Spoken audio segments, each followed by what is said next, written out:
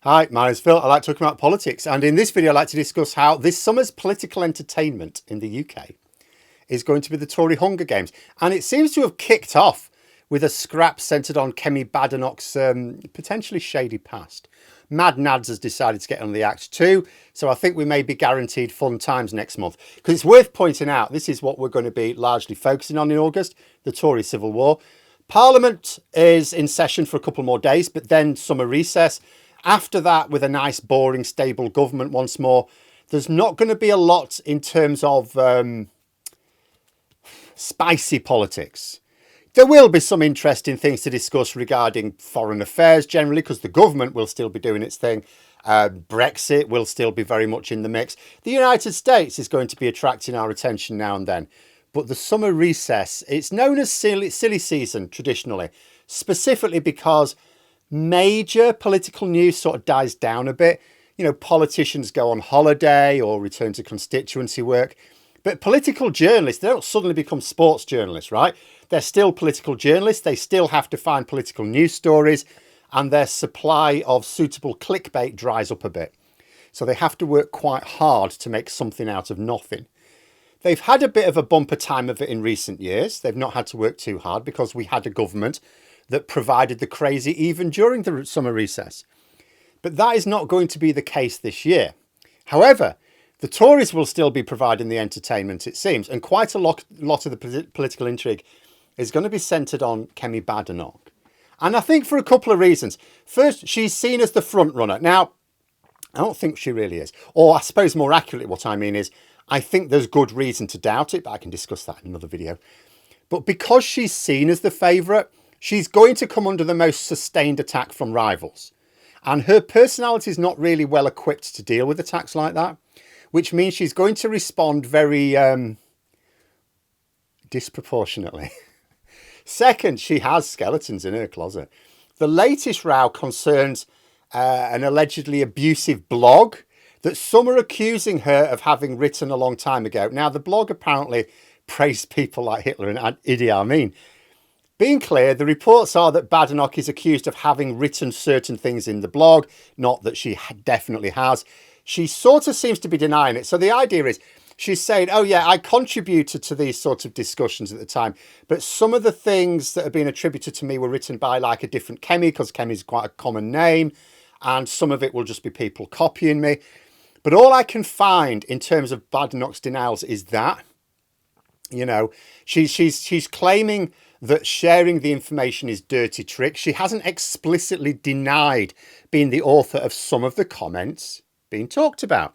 In fact, according to an article in The Guardian, what she said is like, you know, I say, oh, yeah, some of these comments, some of them are, and I can't really remember. She's saying she can't remember which ones are.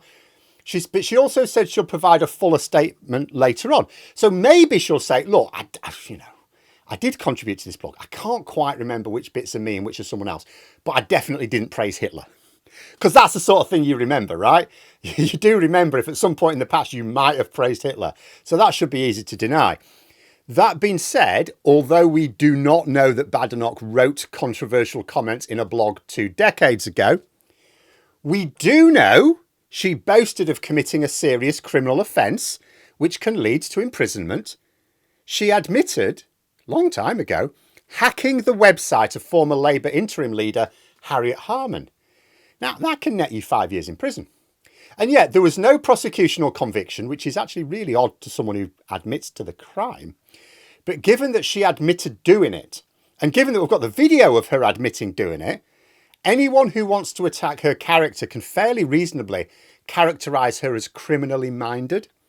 So if the Conservatives would like to continue their run of having leaders with no respect for the rule of law and all the easy lines of attack this would present Labour, they can be my guest. In fact, if there is a rival leadership group spreading the story of these blog allegations to attack Badenoch's character when it's largely hearsay, you have to wonder why they're going with that rather than her video evidence admission of wrongdoing in a very serious, criminal offence.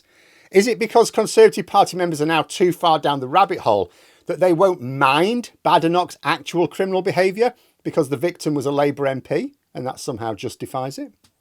But the specific issues aside, What we have here is the beginning of quite a nasty campaign.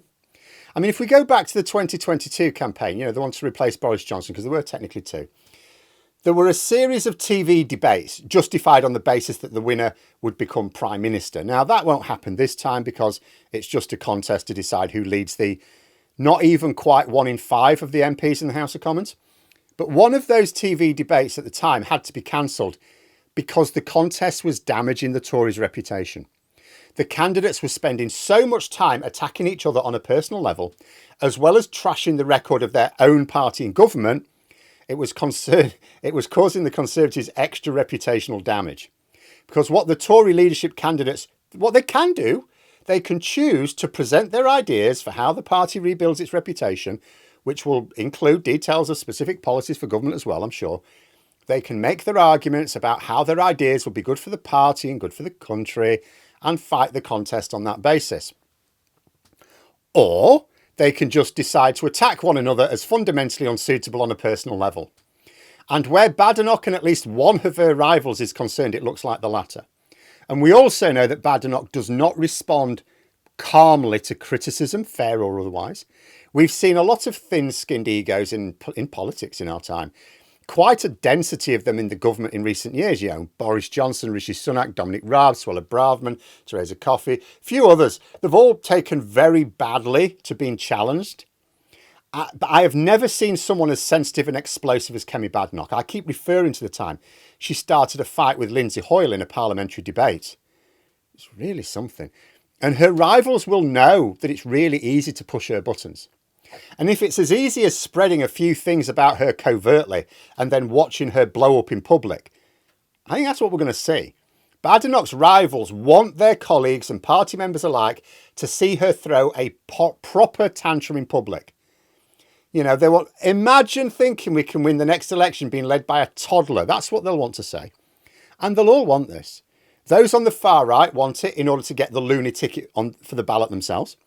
The more moderate candidates who will be after a different ticket, but they will want it because they'll maybe think they've got a better chance of winning over party members on the One Nation ticket against Patel or Jenrick than Badenoch, who's given far too much credibility within her own party.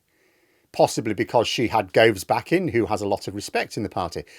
But they haven't really seen her have a proper meltdown because it's been in parliamentary debates, not many people watching.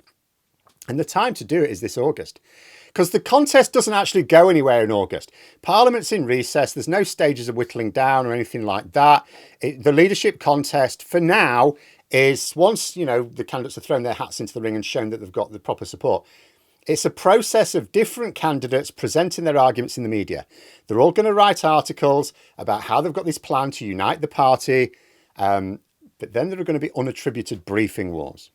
And because August will be silly season and political journalists will be desperate for anything juicy to write about, I think it's going to get a lot of attention.